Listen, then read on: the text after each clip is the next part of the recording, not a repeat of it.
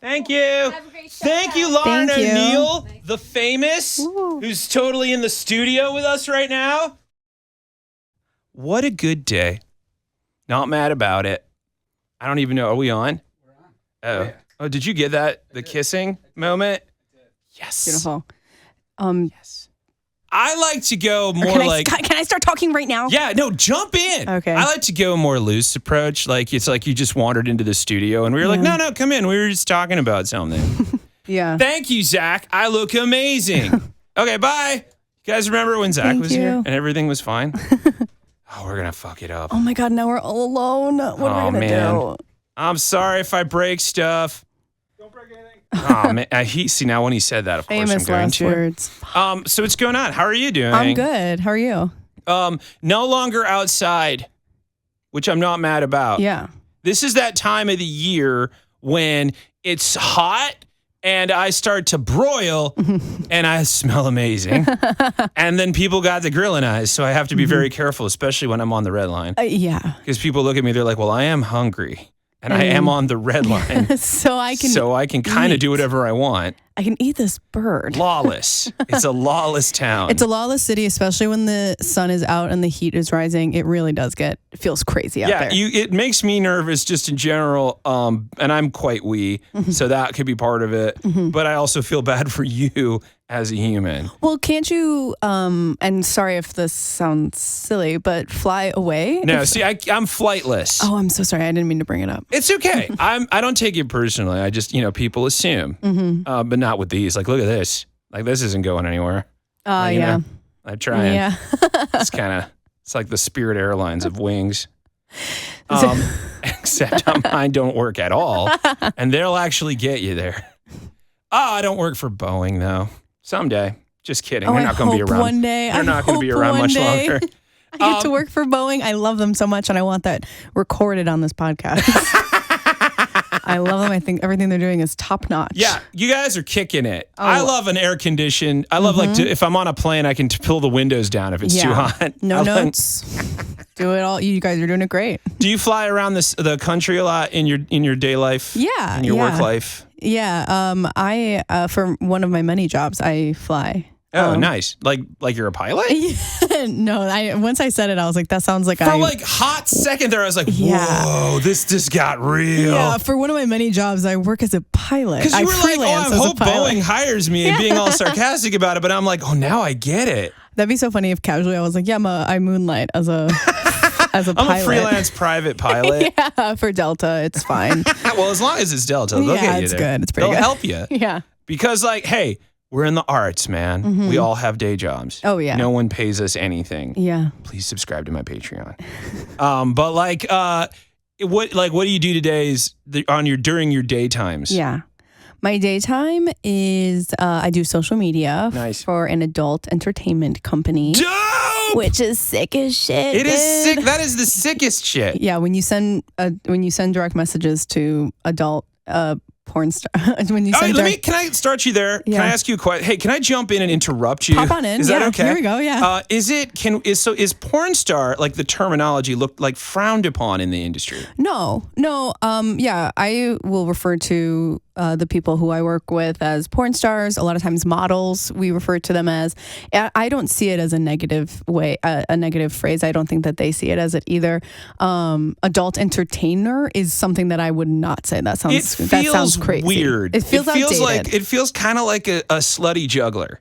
Yeah. You're like, I don't know if I want that at any party. Yeah, which does definitely exist. But well, if you can dream it. Yeah.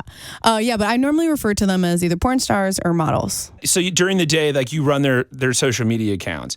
And I'm assuming that's like Instagram, not like their OnlyFans or something like that. So it varies for the most, but this one specific, I work for a company that I don't just like work for these models directly. I work for the distribution company. So that's the people that are like creating the content. So like when you go and buy a porn subscription, which everyone should be paying for porn. Yep. Pay your artists. Please. And your sexy jugglers. Don't invite them to the party, though. I don't need any sexy jugglers. Come on. It's not the sexy part. It's the juggling part that I don't want. Cannot support. I cannot have that. You know, like when people don't like certain sounds, I don't like certain fast, rapid movements. I think that's a deep-seated DNA thing. Comes from the days when I was a dinosaur, my dinosaur relatives. No sudden movements. Well, I mean, you know, deep down, relatives, they saw the world end. They saw the thing come out of the sky, and it was a giant-ass ball. So, that makes sense. And then there was probably multiple meteors that came, and it must have looked like juggling. And everyone was naked, so this makes sense. No slutty jugglers. Wow, that's so true. I do want to call this episode Slutty Juggling. We probably should. And we should probably call a paleontologist to confirm and tell him of our new findings. Guys, we cracked it. Sit down, shut up. We literally, shut up. Okay, Chad, come here. Tell him what you told me when I was telling you before. Okay, this is going to blow your mind. How did you guys get in here? Yeah, we're like, don't worry about it. Don't worry about it. We're here to save the day. I'm sorry, go on. No. So I work for this big company. The company makes the content, and then I promote the content. I have worked with some models directly running their Instagram, Twitter, and OnlyFans, but that's like, you know, super casual on my weekends freelancing stuff. But for the most part, I'm doing an Instagram and Twitter. Oh, I'm so curious about the Twitter, but anyway, because I'm going to always call it Twitter. Yeah. Oh, me too. Fuck you, Elon. Me too. Because I could say I could tweet, and then you took that away from me. And now you have to X. Which would make more sense for someone in the adult film industry. It does, yeah. It was really a crazy world when X came out, and I was just like, wow, they're leaning into it because there's a lot of... We did it. Yeah. We did it. We've taken over one of the platforms. OnlyFans, so that's fascinating because that's a paid service, obviously. Like the Instagram is not. So like when you're running the Instagram, you're obviously having to show a little bit of restraint, I'm assuming? Oh, fully, yeah. Instagram, you can't show any nudity. And on Twitter, you can show anything you want. Twitter is absolutely insane. It's a lawless hellscape. Really Thanks, Elon. Yeah. But for Instagram, you have to be... I don't even mess around on Instagram. Like some people can get away with posting like, you know, specific...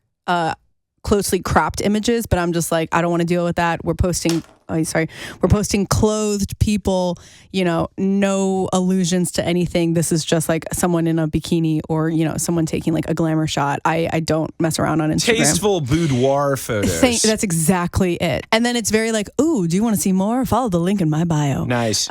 Yeah.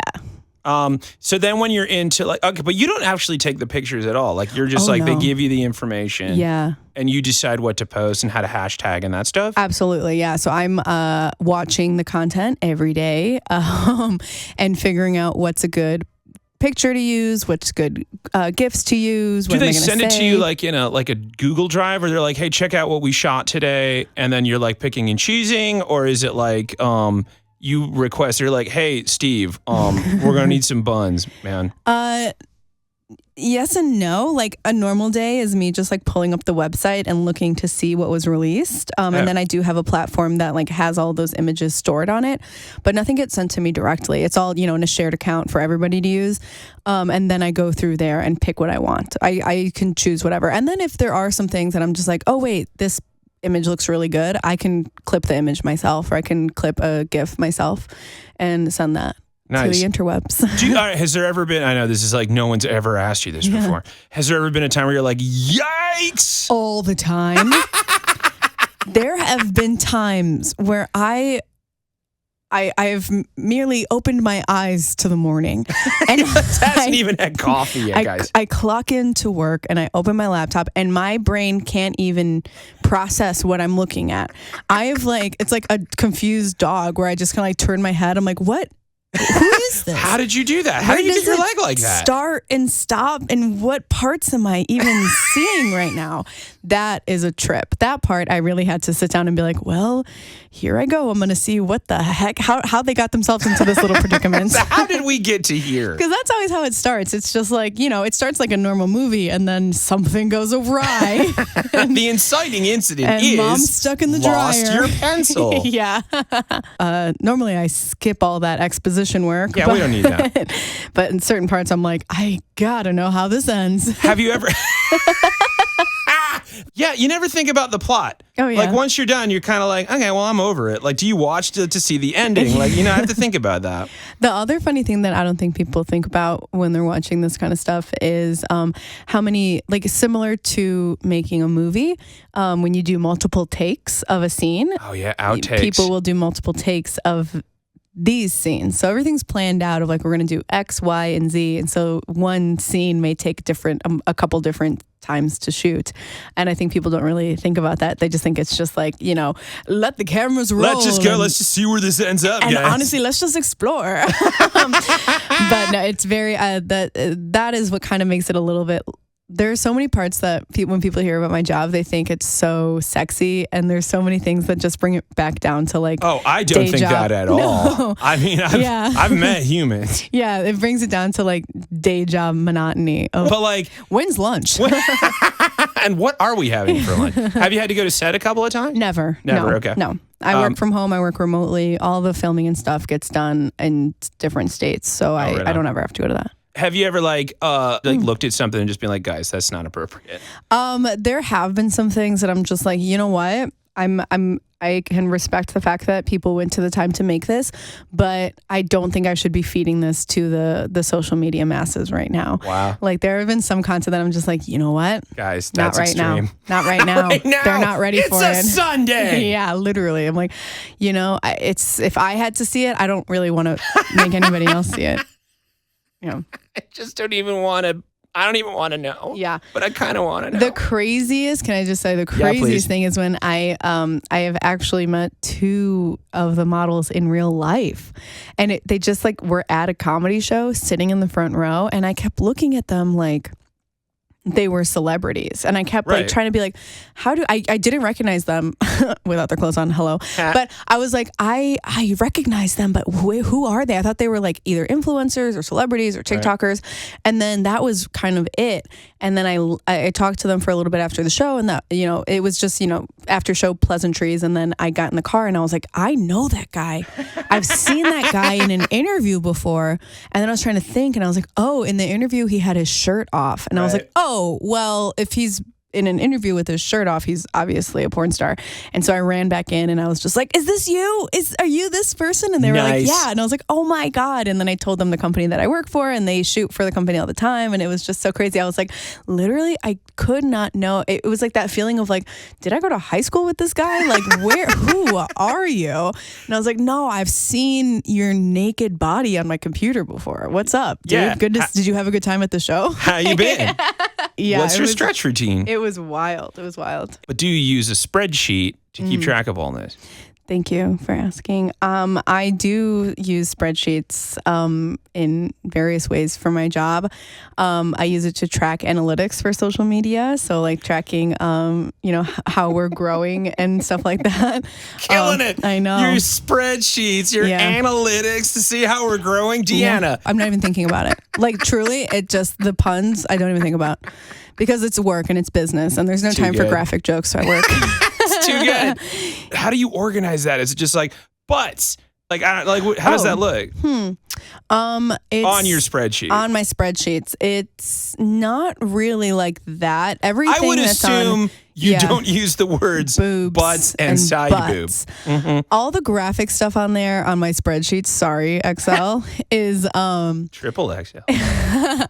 is like the most converted tweets or the most popular videos. And then I see. Yeah, and then I track the followers and I track like what got the most clicks and all that stuff and like what did really well. And so then like if, let's say this certain performer did really well in January, maybe we'll try and like post a lot more of their stuff come February or March. Come February. Yeah. Come on, man. Hey, I'm just living in this world, man. It's second nature to me now. What is like a popular, because like for me, like I find that like when it comes to my Instagram, a lot of people are on around 3:00 in the afternoon. Like what's like a really popular season for porn tweets, I guess? Yeah. You know what is crazy? Because I'll look up like when people are like on the site and it's all the time. It's insane. Not shocked at all. My personal accounts that I run, like for my social media, it's like, 10 or noon or 5 o'clock. That's when everybody's logging in. And for this one, it's like everyone's actually on all the time. And we're actually on right now. So if you could post something, that would be amazing. You could just send that to me by end of day because I'll still be on the computer looking at this. There's never a downtime. There's never a downtime. But for the most part, we get a lot of pickups on the weekends. Yeah, makes sense. How about is it more like Instagram is more popular than X for any kind of adult film star, or what's the deal? Oh no, Twitter all the way. So that's weird because is it pics or is it like?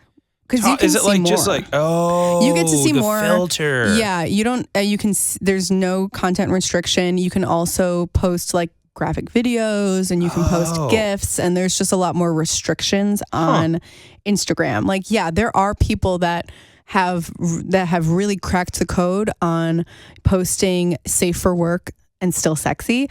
And when done right, it's great, but it's such a gamble because Instagram, once they find you, because they're looking to take down anybody. Right. Once they find you, they'll ban your account or they'll shadow ban you, and so it just makes it a little bit harder for those models to work, and for these companies that I work for to promote their stuff on Instagram. Does it like go to Facebook at all? I'm curious about that because I know Facebook is super restrictive. Yeah. I've done some Facebook stuff in the past, but it just is so. It is just like, if Instagram is clean, Facebook is squeaky clean. Oh, it's so bad. Yeah. There's so many words I'm not allowed to say that I have to be super fucking like particular about. Yes. Did you go to school for this kind of deal, or this is a thing that you figured out as you got into the biz? Yeah, no, I was waiting tables for years. I was waiting tables for like maybe 8 years, and then I slowly started doing social media for those restaurants, and then I was doing my own social media for stand-up, and like some theaters that I worked at, I was doing their social media, so I just like slowly picked it up, and then I got this job in 2019, and I love working with this company. It's like, it truly was like the best Was it like an application, like made. you were just like, I want to expand my social media outreach kind of situation? So I had a friend that worked for the company, and then she was like, there's a social media position opening. I think you should apply. Oh, nice. Yeah, and that's how I got in, and it's been amazing. I love the company. They sent us home during the pandemic, and I work from home, and it's just a really supportive group, and it's so crazy that like it's this type of content and just like the best group of people, like the nicest and most like chill group of people. Let that be a lesson to you, America. The porn industry and the juggalos had a better pandemic response than your government. Thank you. Just saying. Thank you. Yeah, it's so that's kind of how I fell into it. But no, I didn't go to school for any of it. And a lot of what I learned is just trial and error, and I hate to say this, but doing my own research. Well, I do assume. your own research. Look Thank it up. you. Look, Google it. Ever heard of YouTube? Yeah. You want to know about Speaking of Google Analytics? restrictions. Figure it out. Yeah, Like, YouTube actually has some pretty decent analytics, I found. Yeah. And I'll also use Google Analytics sometimes, but that can get very overwhelming. Yeah, no doubt. Especially so with much. the amount of Googling I'm assuming happens in that industry. Yeah. So like, what about TikTok? Do you ever, is there a lot of that on there? But I'm assuming TikTok is like a big old no because they're all kinds of restrictive. Yeah, I don't use TikTok at all. I don't, because the second that I post something, it will get taken down and banned, and then it's just an endless circle. I've had accounts get flagged and taken down before, and we have to start at square one and rebuild thousands and thousands of followers again. It's hell. So I don't even want to try with TikTok. And sometimes that's how I feel with Facebook too. Like, we'll post very, very squeaky clean stuff on there, and now that now that AI is able to like track what the videos are saying, or track the content or the captions. Interesting. That's why people are changing the phrasing that they're saying in the captions too. So if you notice, like, or for the most part on Instagram, you won't really see someone say like sex or boobs or any graphic type of words, because it will get flagged by the censors and shadow banned. I don't think that they would take it down so quickly, but it will get. You're on a list. So the captions do matter. I was right. The captions matter. Nice. This is where because I say flocking instead of fucking. I say schlitz instead of shit. Gundam instead of goddamn. Oh. And I get a lot of followers because the people are like, Gundam talk? I'm here for the Gundam talk. I'm like, well, you're going to be super disappointed. Is that like Gangnam Style? It's like, that might even be better. Maybe I'll start doing that. So, and this is just primarily where you do your social media work, is in the adult industry, right? I mean, besides your own personal one for your brand. Yeah. So that, and then I do that for my day job, and then the social media that I do for myself as, Deanna Ortiz comedian. Follow Deanna Ortiz comedian. Please click on the links below and like and subscribe. You're not on TikTok, right? I'm not on TikTok. No, it's too scary for me. It is. It's a hellscape. And also, follow me on TikTok at Deanna Ortiz _. It's also all day I'm on social media, and it's if I'm doing it for my day job, and then I get off of work and I do it for me, because I also see myself as my own business, right? And I have to post, and so then at the end of it, I'm just I can't open another app. I don't want to look at it anymore. I can't, and so I'm just okay, if there's one thing that I can take away, it's TikTok, and I'll just focus more on Instagram, which is where I spend most of my time anyway. So you're not missing much. If anything, it's hypocritical, right? Because you're not allowed to post any spicy, as that's what they call it, spicy pics or spicy vids. But the older millennial and Date the Right Stuff are allowed to be on there and be I don't get trans people. That's okay. Because they're fully clothed. That's what it is, guys. Yes. Yeah, so just put your clothes on TikTok. Yeah, no, it's a strange line in the sand, because you can be as openly spiteful and hateful as you want towards any group of humans you like. Wouldn't it be crazy if I showed you my butt and they were just no, oh my God, not for the children. No, yeah, because it's what really drives TikTok and stuff, videos like that, is the rage. Rage, I think rage baits. Yeah, it's the wrong kind of bait, guys. No, you do better. We need spicy bait. Spicy. And that's my favorite roll at sushi restaurants. Maybe spicy. I'll have the unagi, the spicy bait. Can I get that crunchy? Sashimi, please. Yeah, thank you. What's going on with you? Oh, you're doing a show soon, right? Yeah, I'm doing a show. You're doing several shows. I do many shows. That was a terrible tee up. I'm not good at golf. That's okay. I do. I have a lot of stuff going on. I mean, social media is just one of my many jobs that I have. Like I said, I do stand up at night. I also teach stand up classes. I also write and record true crime audio series to help people fall asleep. So I do. Whoa, that I didn't know about. Oh yeah. What's the true crime one? True crime stories to help you fall asleep. It's called Crime for Bed, and it's available on Hatch Plus. What is Hatch Plus? Hatch is a sleep device. So it's kind of like an alarm clock or a sound machine on this, on my bedside table. And when I go to sleep, I hit a little button and then my show comes on. So I tell you true crime stories, no murder, no killing. It's all just heists and robberies, with the end goal of helping you unwind, relax, fall asleep, etc. All that stuff. So I research the stories, I write the stories, and then I record the stories. I'm going to back up for just a hot second. Yeah. So you do true crime to help people fall asleep. That's correct. So you're just on there being they found her body in the freezer. Yeah. So it turned out it was her father. It's no murdery he's still stuff. out there. He's still out there. Good night. Good night. Yeah. We don't cover any killings or stuff like that. That creeped me out. I just scared myself. You cut to me, I'm asleep. No, I'm assuming you just do is it just facts or We do absolutely no murder. No murder at all. Okay. So like white collar crimes? Yeah, heists and robberies. And I just did one the other day, which was a group in Miami that robbed a airplane hangar for millions of dollars. Whoa! So it's a lot of stuff like that. So it's interesting and it's funny, the type of crimes that people will do. Lots of Bonnie and Clyde stuff. Or the modern day Bonnie and Clyde. Any couple that robs a bank call themselves modern day Bonnie and Clyde. It's absolutely insane.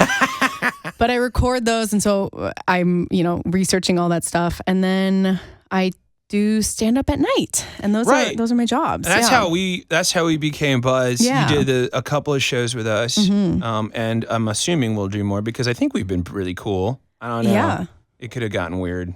I think it could have gotten weird in Schaumburg, but it didn't. It did not get weird in Schaumburg. Thank God. And that's rare for Schaumburg. For Schaumburg specifically. Yeah. I loved, and I could not get over, was during my set, there was like a couple, like a group of 4 right to my side. They were right to the bar next to me, like 3 feet away, talking so loud and trying to outmatch me on the microphone.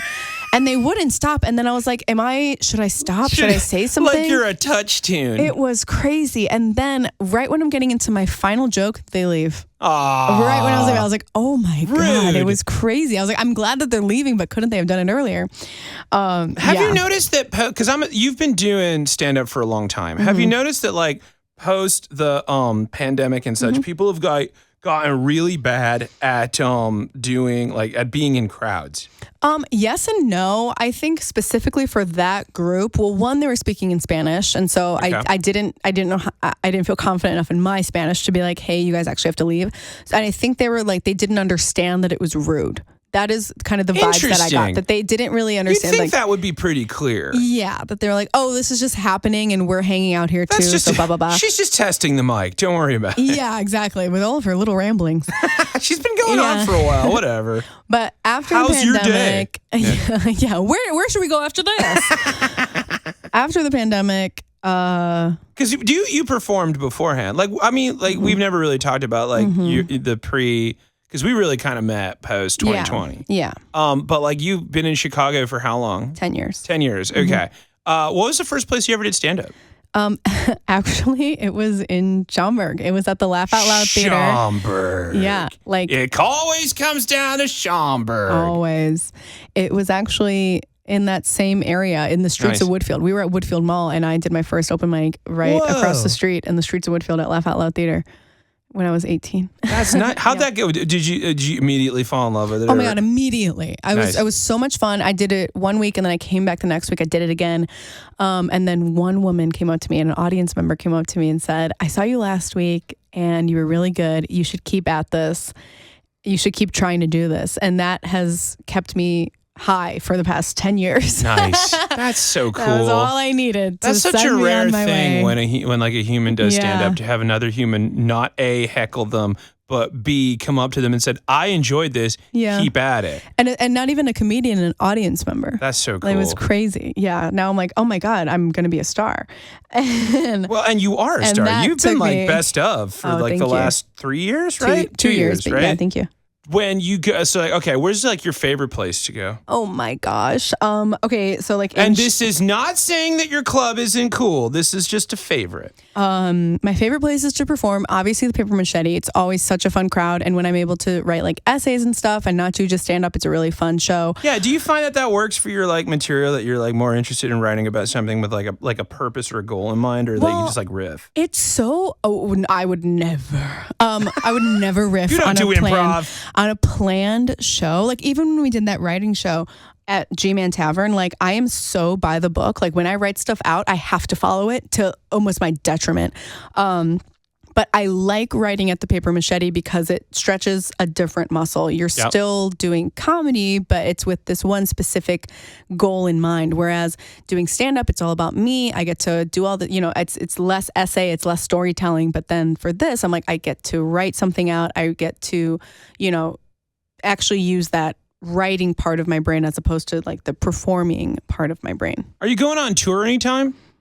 Not anytime soon. I have a pretty busy summer here in Chicago, but probably in the fall I'll go and do some fun shows, maybe on the East Coast. Maybe I went to Ireland for a week, and I'll never stop talking about it. Brag. Big brag. I cannot wait to go back to Dublin and Ireland, and it was just so much fun. Was it for like a fringe, or did you get down there for a comedy festival, or just to like you knew some folks in Dublin that were just like, we need you to come down and do some stand-up stat? Well, I had just always wanted to go. I just went as a vacation for myself. Oh, and so nice. I bought tickets, went for a week by myself, and I know some people who got me set up with some shows out there, and I thought, if I can book 2 shows, I'll be happy. It was like, I never went with the intention of doing stand-up over there, and then I booked 4 shows, and it was just a blast. And so then I was like, oh, next time I go, it'll be more show-driven as opposed to just touristy. Oh, so do you find that like the Dublin audience, has a different mindset that you can get away with more jokes or like, because America's got its issues? I mean, I really did not know what to expect. I will say the crowds in Dublin were very diverse, but it was interesting because like if I normally do a joke and people laugh at like this point, that point, and the other point, the people in Ireland would laugh at three separate points, but at least they're still laughing. It was just interesting to see like, oh, different parts are hitting in different parts of the world, but the joke still stands. And then I also had to like, I would say pretty much the temperament was the same as the States. But I did have some references that went right over their head, and I was like, oh, okay, I guess like Girl Scouts and Costco. Girl Scouts and Costco. They knew of Costco, but it's hard to like. The joke didn't really land because they don't have Costco's in Dublin, and you don't really know about Costco until you go to Costco. Exactly, and that's what I was trying to tell them. And they were like, "We have IKEA," and I was like, "But it's different." That's apples and it's like apples, and then like 17 crates of apples that you could leave with tonight. And also, if you buy a bunch of apples, you can get a TV and an engagement ring. That is Costco. Like a swimming pool, jeans, like a big old sack of nuts and a coffin. Exactly. And I'm good to go. And then I'm out the door. Yeah, and that's it. That's why you came there. And I'm picking up my car, which is right next door, getting the tires changed at the Costco mechanic. You might just like on a whim pick up a Blu-ray set or like a Grisham novel. Deals like that you can't pass up. Can't pass it up. I'm going to get into reading now because of Costco. I have never actually read a Robert Ludlum book, but I'm going to read the entire series. I was talking to someone at a show recently about Costco, and they were like, the thing that I don't like about Costco is just the design of the building and the exterior of the building. It seems so it's such an eyesore, and I was like, that's the best part. That's the best. It's a fucking warehouse. I want to walk into this giant gray warehouse. Yeah, I don't want any hot dog for $1. I want a pizza and roller skates. And like Tide. Now, all at once. So beautiful. It's a glorious place. And then that's what I couldn't explain to the people of Dublin. Yeah, they don't have Costco's in Dublin. No, they don't. It was so much fun though. If you were to describe an American, not if you were to describe, I'm going to ask you point blank. Okay. Describe an American audience versus Dublin, like an Irish audience in terms of ice cream flavors. Oh my gosh. Okay. I would say a American Chicago audience is they're that it's called the Kama Sutra. Caramel Sutra. Whoa, okay. You know what I'm talking about? You mean the Ben because we've been talking about. Yeah, could you get your mind out of the gutter, please, Chad? You sick bird. You filthy bird. We're not on your social media pages, okay? We've moved on. We're talking about ice cream now. Moving on something else. We're talking about Costco. Yeah, we're talking about Ben and Jerry's. They have a delicious ice cream called the Caramel Sutra. Caramel Sutra. Yes, I've heard. And I'm a Cherry Garcia kind of bird. Okay. Fair enough. Or fish food. Fish food is good. Yep. Fish food is good. God, there was like some random, I think it was like a Tonight Show ice cream. It was the Colbert one, right? But they also had one with Jimmy Fallon on it, and it got discontinued, and it was incredible. Okay. It was so good. But Chicago audiences are that Ben and Jerry's ice cream, the Caramel Sutra, and Irish and Dublin, I think they are,